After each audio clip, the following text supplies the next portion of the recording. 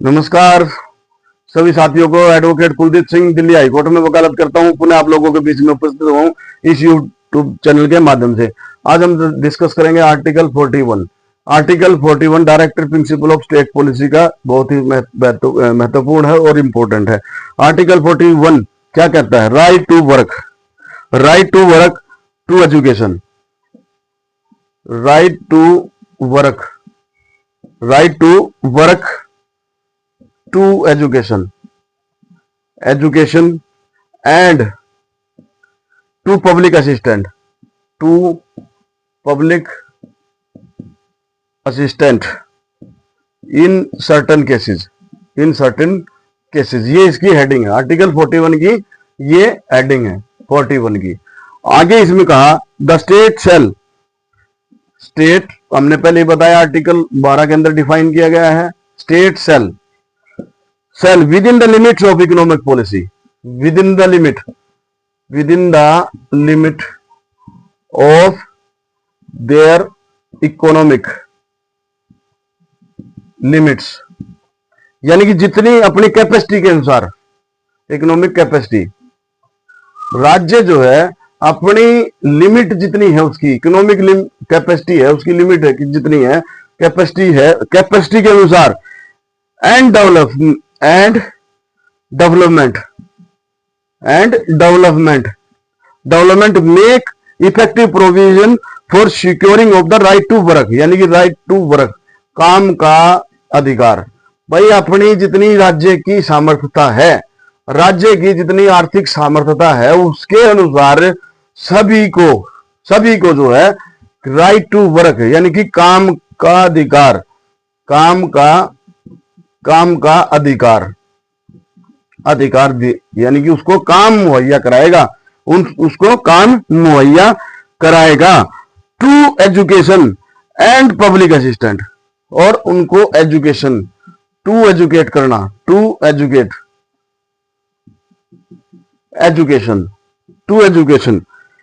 To public assistant cases of unemployment, किनको?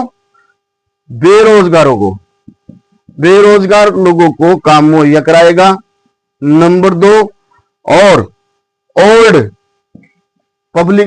As वाले लोग हैं उनकी मदद करेगा। और सिकनेस जो बीमार जो लोग हैं, नंबर 3 जो है बीमार जो लोग हैं उनकी मदद करना। एंड डिसेबल लोगों को, and other cases of undeserved want, other जो अनडिजर्व वांट, यानी कि बेरोजगार लोगों को काम मुहैया कराने का काम स्टेट गवर्नमेंट का अपनी इकोनॉमिक कैपेसिटी के अनुसार। ये हम पहले ही बता रहे हैं। ओल्ड एज, जितने भी ओल्ड एज लोग हैं, बुढ़ापा के अंदर, बुढ़ापा जो आता है, बुढ़ापे के अंदर जो है उन लोगों की मदद करना। अब जैसे कॉन्स्टिट्यूशन के अंदर 41 के अंदर right to work and education to public assistant का जिक्र किया, इसके अंदर कहा कि भाई इनकी मदद की जाएगी। तो इनकी मदद कैसे की जाएगी? बेरोजगार लोगों को मनरेगा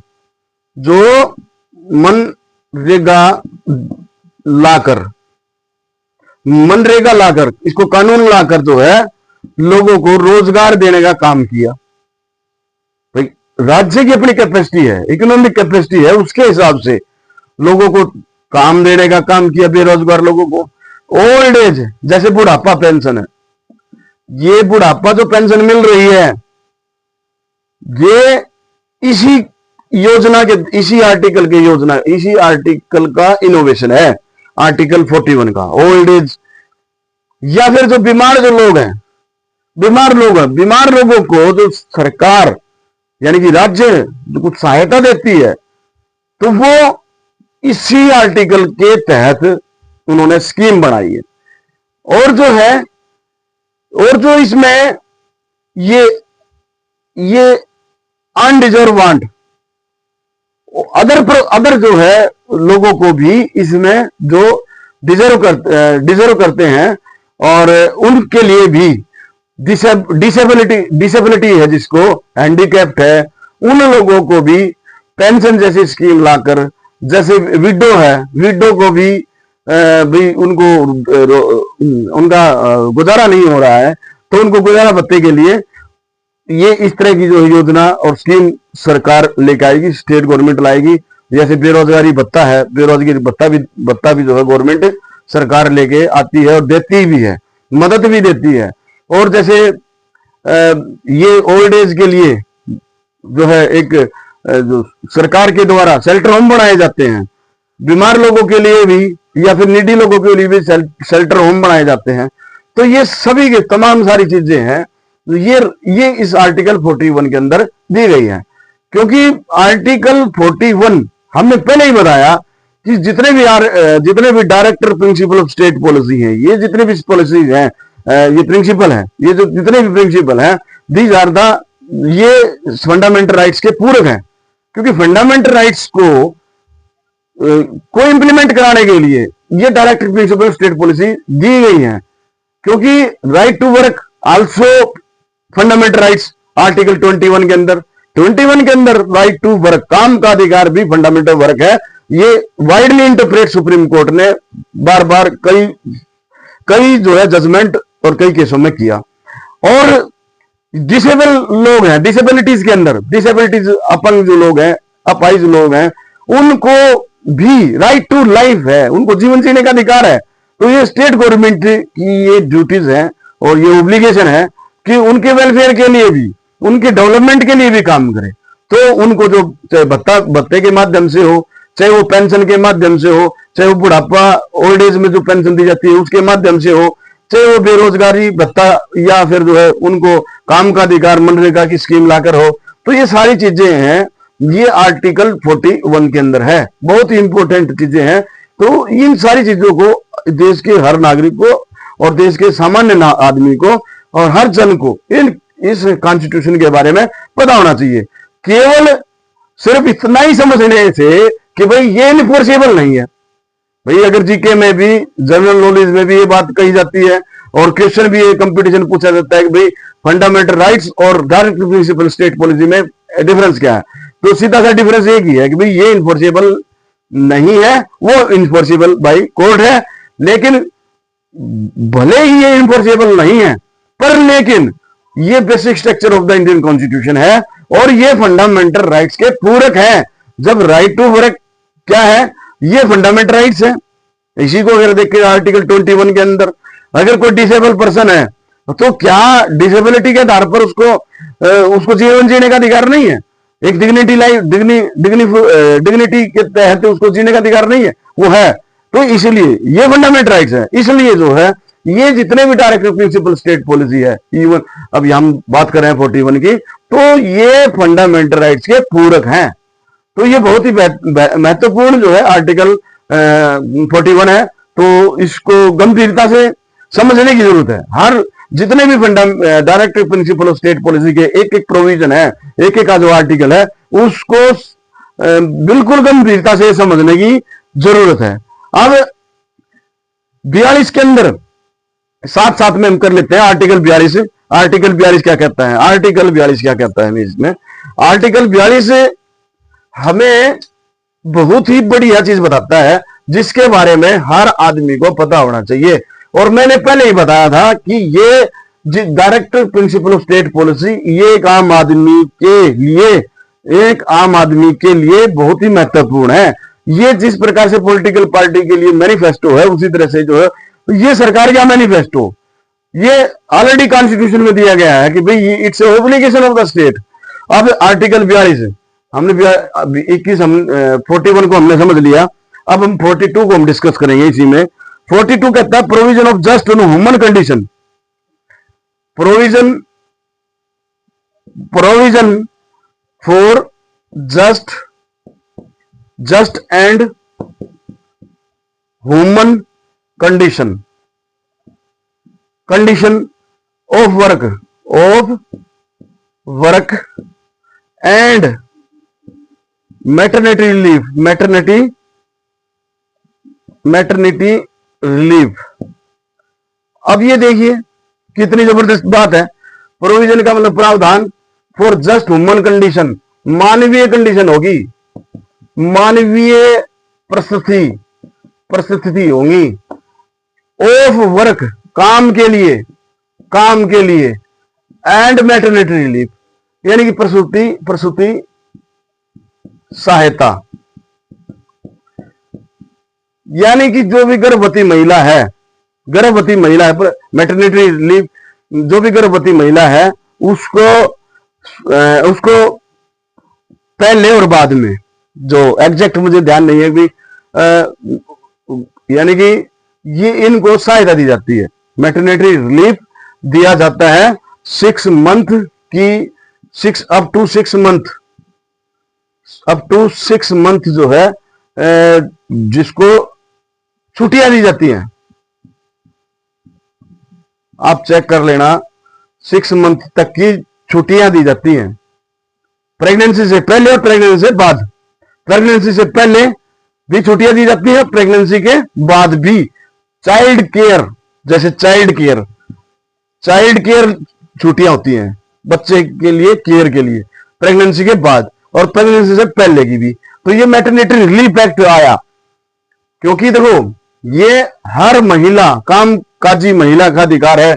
बच्चे जब प्रेगनेंसी होती है तो प्रेगनेंसी से पहले उसको भी अवसर, इस आधार पर उसको छुट्टी ना देना, या फिर जो है उसको उसके साथ अलग से इनह्यूमन ट्रीटमेंट देना, वो उसके फंडामेंटल राइट्स के अगेंस्ट है, उसके फंडामेंटल राइट्स का वायलेशन है।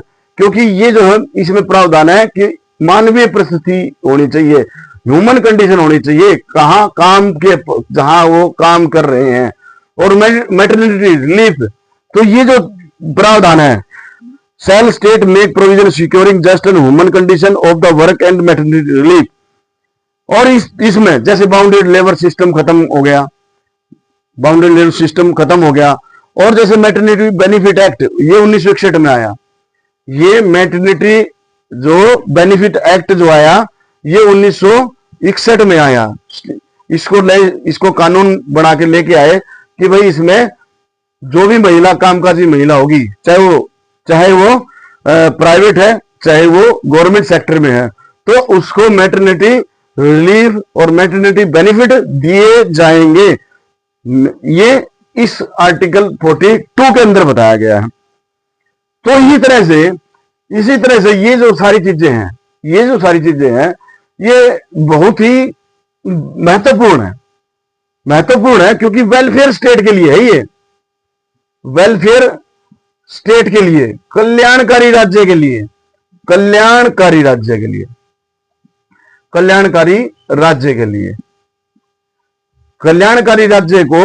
के लिए ये सभी प्रावधान दिए गए हैं। अब इसमें आर्टिकल 43 क्या कहता है? आर्टिकल 43 ये कहता है, living wages etc for worker, मजदूरों को living wages state shall endeavour कोशिश करेगी, टू सिक्योर करेगी बाय सुटेबल लेजिस्लेशन, कानून लाकर industrial and otherwise work, industrial जो औद्योगिक क्षेत्र के अंदर कानून लाकर। तो इसी तरह से विभिन्न जो है अलग जो है इंडस्ट्री जो क्षेत्र के अंदर, एरियाज के अंदर कानून लाए गए, और उनके लिए उसमें लिविंग वेजेस, जैसे मिनिमम वेजेस एक्ट है, या फिर जो है मजदूरों के लिए जितने भी राइट्स हैं और उनकी लिविंग वेजेस है, तो उससे संबंधित जितने वो सारे काम स्टेट करेगी। ये स्टेट की ऑब्लिगेशन है। इसमें कहा सुटेबल लेजिस्लेशन और economic organisation in any other way all worker सभी वर्कर के लिए, सभी मजदूरों के लिए, कर्मचारियों के लिए, एग्रीकल्चर चाहे वो कृषि के क्षेत्र में हो, चाहे वो इंडस्ट्री के क्षेत्र में हो, और अदरवाइज वर्क या फिर कोई भी दूसरा काम हो, living wages, condition of the work, काम की जो कंडीशन होगी, इंश्योरिंग डिसेंट और स्टैंडर्ड, यानी कि डिसेंट और स्टैंडर्ड की होनी चाहिए, अच्छी होनी चाहिए, of the life, full enjoyment of life. और उनके ये नहीं है कि उनको एक अगर वो काम उन नौकर हैं या वो वर्कर हैं उनसे काम कराया जा रहा है तो इन ह्यूमन कंडीशन में नहीं, इन ह्यूमन कंडीशन में नहीं, उनको अच्छा वातावरण देना पड़ेगा, अच्छा वातावरण देना पड़ेगा, उनको शुद्ध वातावरण भी देना पड़ेगा और उनको जो है प्रॉपर ऑक्सीजन, प्रॉपर पानी, प्रॉपर जो है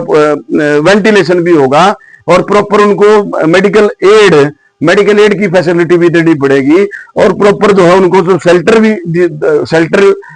भी देना पड़ेगा। और जैसे महिलाएं अपने बच्चों के लिए, जो छोटे बच्चे हैं तो उनको फीडिंग के लिए जो अलग से रूम भी देना होगा, महिलाओं के लिए प्रॉपर तरीके से टॉयलेट और वॉशरूम की फैसिलिटी भी देनी होगी और उनके लिए खाने के लिए व्यवस्था भी होनी, खाने के लिए भी व्यवस्था प्रॉपर रूप से व्यवस्था देनी होगी भी, जहां पर वो लंच टाइम में वो खा सके और उनके स्वास्थ्य का भी ध्यान में रखा जाएगा। ये तमाम सारी चीजें हैं जो है सोशल और कल्चर अपॉर्चुनिटी का भी प्रावधान इसमें है कि सोशल, सामाजिक और कल्चर एक्टिविटीज में भी वो भागीदारी रख सके, ऐसा भी कंडीशन, ऐसा भी एक माहौल बनाना होगा।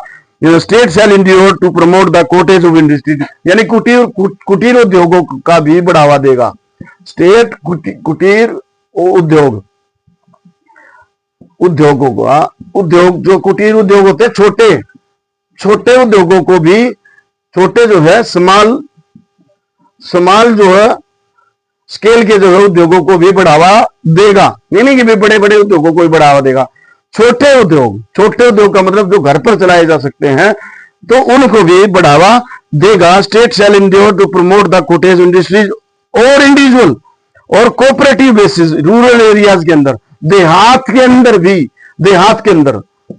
का मतलब गांव के अंदर भी छोटे छोटे व्यवसाय को भी बढ़ावा देगी। कौन देगी? स्टेट गवर्नमेंट देगी। तो ये सारी चीजें आर्टिकल 43 के अंदर कितनी चीजें हैं इसमें भाई।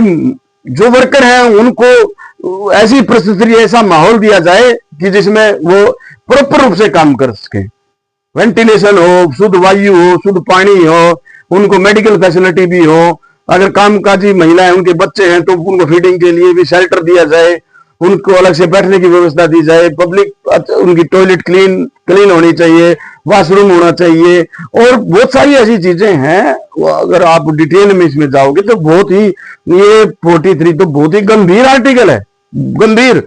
और स्टेट इसमें कुटीर उद्योगों को भी बढ़ावा देगा, गांव और देहात के लोगों पर, इंडिविजुअल लोगों को भी इसमें कुटीर उद्योग में प्रोत्साहित करेगी। ये स्टेट की ऑब्लिगेशन है।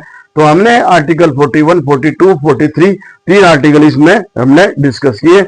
अगर ये जो इंफॉर्मेशन, ये जो जानकारी आपको अच्छी लगे तो इसको लाइक करें और सब्सक्राइब करें और इसको शेयर जरूर करें। थैंक यू, धन्यवाद।